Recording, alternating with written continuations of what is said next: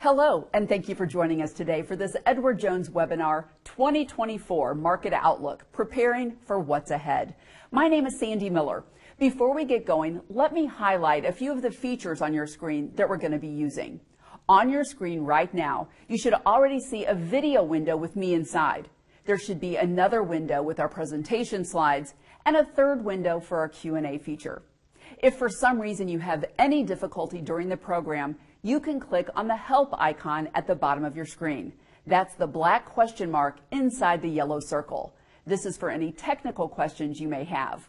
For those watching live, we also have a team on standby ready to assist you if at any time during our discussion you have a question or would like clarification on a point. Just click on the Q&A icon, which is the third button from the left at the bottom of your screen. That will allow you to send in your questions. We will do our best to answer your questions in the allotted time we're given. If your question is not answered, please follow up with your Edward Jones Financial Advisor. If you do not have an Edward Jones Financial Advisor, please click on the Find an FA widget below. We also have a lot of helpful resources and information available for you inside the Resources icon, which is located next to the Q&A icon. And for those who wish to utilize it, closed captioning is available and can be turned on or off at any time during this webinar by clicking on the closed captioning icon. All right, now that you know your way around, let's get started. Happy New Year. Today we have two panelists that will provide their insights on our market outlook and opportunities for the next 12 months. We'll also review top considerations and conversations you should have with your financial advisor to help guide you in 2024. Joining us for today's program are Edward Jones Senior Investment Strategist Mona Mahajan and Edward Jones Senior Strategist Estate and Legacy Amy Tyson. And thank you both for joining us and being here today. Amy, let's start with you. 2023 was quite a year. To make sure that we're all on the same page, can you give us an overview of 2023? Thanks, Sandy. As you know, the U.S. economy remained remarkably resilient for much of 2023.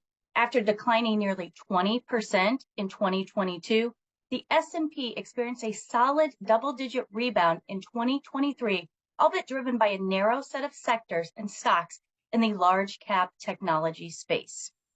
2023 was the third consecutive year that cash outperformed investment-grade bonds, something that we have not seen since the early 80s.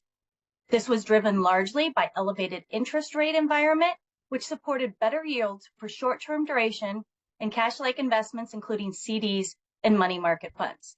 The resilient labor market provided consumers the confidence to spend in the face of high inflation and rising borrowing costs.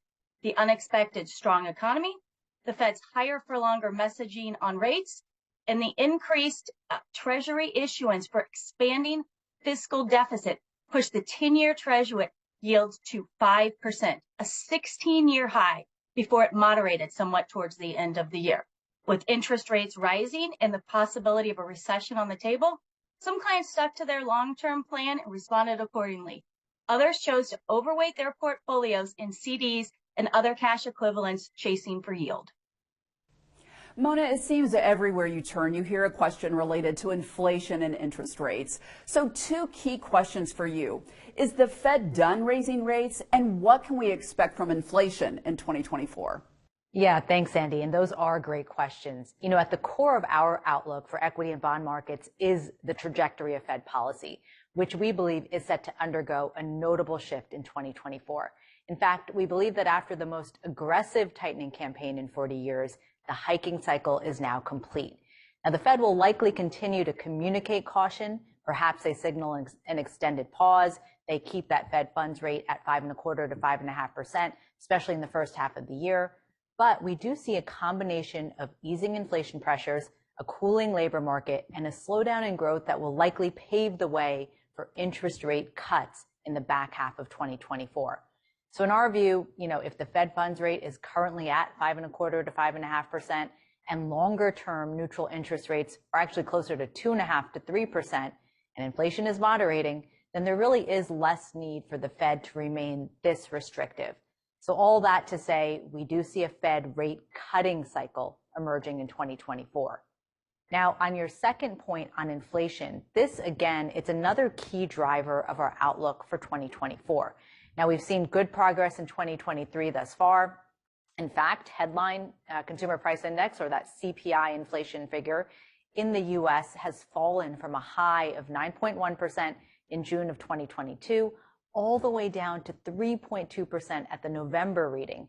Core inflation also has moved from 6.6% to 4% over that same time period. While that last mile down to the Fed's 2% target may be gradual, it may even be a bit bumpy, we do see core inflation heading towards 2.5% in 2024. Now, there are a couple of reasons for this. First, shelter and rent, the key components of inflation. In fact, they make up about 40% of the basket. They've softened in real time, and typically they show up with a lag in the CPI figures. So we believe this will put downward pressure on inflation in the months ahead. And second, we believe those wage gains will continue to moderate. That'll help cool services inflation as well. So overall, we see that downward trend in inflation that began in 2023 continuing in 2024. Amy, are there some items our clients should consider relative to the past year of higher than normal inflation and interest rates?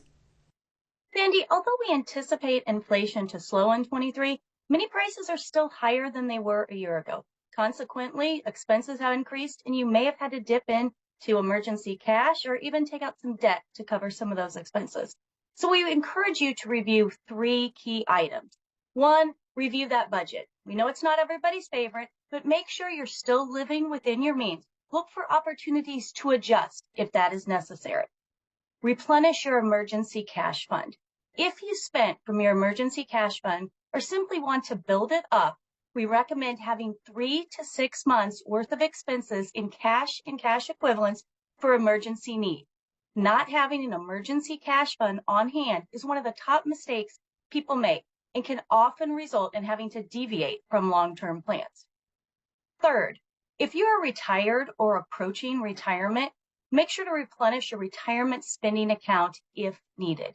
We recommend retirees maintain 12 months of withdrawals from their investment portfolio in cash, an additional 3 to 5 years of withdrawals in CDs and short-term fixed income. Ensure you've set aside enough to meet your upcoming spending needs. The rise in interest rates has some opportunities and challenges. Let's start with the opportunities. The increased interest rates on saving accounts, CDs, and annuities could provide near-term opportunities. That said, while rates may look attractive today, we recommend ensuring you have the appropriate amount in cash relative to your emergency savings and spending needs. Aside from emergency savings and retirement spending, we do not recommend having more than 5% in cash for long-term goals like retirement. Although you may be looking for the highest yield, remember to review the liquidity and duration of the instrument to avoid a potential cash crunch should you need to access funds early. Don't forget about annuities. Payout rates for annuities have increased, which could be an attractive solution if you're looking for a consistent lifetime income stream to help cover your necessary expenses. When evaluating annuity, it's important to consider how inflation may impact your fixed payments over the long term. On the flip side, higher interest rates mean a higher cost of borrowing for those with new loans or variable interest rates, like most credit cards. Make sure you're building minimum payments into your debt for your budget. Where possible, consider making extra payments to pay down high interest rate debt. We also saw student loan payments resume last year. If you're having trouble with your student loan or know someone who is, encourage them to visit the Federal Student Loan Simulator at the link listed on your screen. Mona, there's been quite a bit of chatter related to a possible recession and a soft or hard landing. What are our thoughts and our outlook for 2024? Yeah, thanks, Sandy. As we know, the U.S. economy was actually quite resilient in 2023. Economic growth was at or above trend levels of 2%. In 2024, we do expect U.S. economic growth to remain positive, but perhaps soften in the first half of the year. Growth rates will likely fall to below 1.5% annualized. And we do believe that somewhat weaker consumption, lower government spending, and a cooler labor market next year will translate to slower growth. As we know, the consumer does face some challenges heading into the new year, and those include areas like a declining excess savings rate and rising credit card debt. In addition, we do believe that some loosening in the labor market may put some downward pressure on wage gains. But on the positive side, a slowdown in growth would also potentially support lower inflation and less need for further Fed tightening. Now, as we look toward the back half of 2024, that's where we would expect the economy to gradually accelerate once again. We do believe this ongoing inflation moderation, a Fed that is possibly signaling rate cuts, and better earnings growth will lead to improving economic growth later in 2024. And remember, markets are forward-looking. They can start to move higher even before economic growth stabilizes and improves. Are there any specific portfolio strategies clients should consider based on our outlook? Yes, absolutely. We see opportunities forming in both equities and bonds in 2024. So for stocks, if a key theme in 2023 was narrow leadership, with that large cap technology or that Magnificent Seven driving much of the gains, then perhaps we would view 2024 as a year when some of those laggards play catch up. So we would recommend complementing growth investments with some of these lagging assets. And those include areas like cyclical and value sectors and small cap stocks, which could play catch up in 2024. Now, artificial intelligence remains in the early innings of what we call multi-year growth. So we still view that space as favorable, but we see diversification beyond technology certainly more critical to portfolio returns in 2024, especially as valuations are more favorable outside these areas as well. Now in bonds, we recommend starting to complement your cash-like investments with longer maturity investment grade bonds. Now these are bonds that can help you lock in these historically high yields for a longer period, but they also may appreciate as the Fed makes further progress towards its 2% inflation target. Amy, from a planning perspective, is there anything new in 2024 clients should be aware of? In 2024, we saw an increase in the amounts you can contribute to your retirement accounts, although not as large as 2023.